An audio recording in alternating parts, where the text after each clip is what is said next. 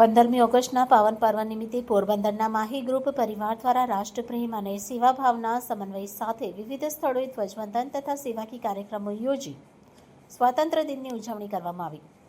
Mahi group પરિવારના સભ્યોએ સૌપ્રથમ શ્રી નાનજી કાલિદાસ કન્યા શાળા ખાતે ધ્વજવંદન કાર્યક્રમમાં ઉપસ્થિત રહી રાષ્ટ્રધ્વજને સલામી આપી. ત્યારબાદ શ્રી કેશવ સ્કૂલ ખાતે યોજાયેલા ધ્વજવંદન કાર્યક્રમમાં હાજરી આપી રાષ્ટ્રધ્વજને વંદન કરવામાં આવ્યું. આ ઉપરાંત લાઇબ્રેરીની બાજુમાં આવેલા પાણીના ટાંકા પાસે યોજાયેલા ધ્વજવંદન કાર્યક્રમમાં પણ માહી ગ્રુપ પરિવારના સભ્યો ઉપસ્થિત રહી રાષ્ટ્રધ્વજ ફરકાવી ધ્વજવંદન કર્યું. ત્યારબાદ રોહિતસિંહ બાપુની આનંદ ગૌશાળા ખાતે ગૌસેવાના ભાગરૂપે ગાય માતા માટે 102 મણ ઘાસચારાનું વિતરણ કરવામાં આવ્યું. સાથે શ્વાન માટે પણ વિશેષ સેવા યજ્ઞ યોજી જીવદયા અને સેવાભાવનો સંદેશ આપવામાં આવ્યો.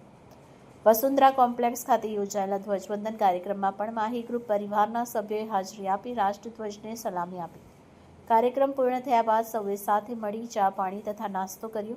અંતે શ્રી રસિકબાબા રોટલાવાળા ચેરિટેબલ ટ્રસ્ટ સંચાલિત સ્કૂલ માતૃછાયા ખાતે યોજાયેલા ધ્વજવંદન કાર્યક્રમમાં હાજરી આપી ધ્વજવંદન કરવામાં આવ્યું.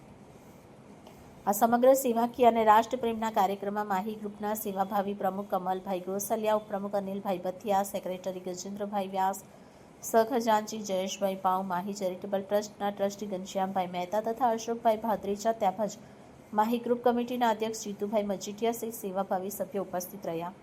ઉપરાંત હિતેશભાઈ પોપટ, ગૌતમભાઈ મજીઠિયા, દેવાભાઈ ગોસલિયા, માહી ગોસલિયા, કોમલબેન ગોસલિયા, સંજયભાઈ લોઢારી, ખ્યાતિબેન લોઢારી, દક્ષાબેન ભાદરેચા, હરેન્દ્રભાઈ હાડા સહિતના અગ્રણીઓ અને સેવાભાવી સભ્યોની ઉપસ્થિતિ રહી.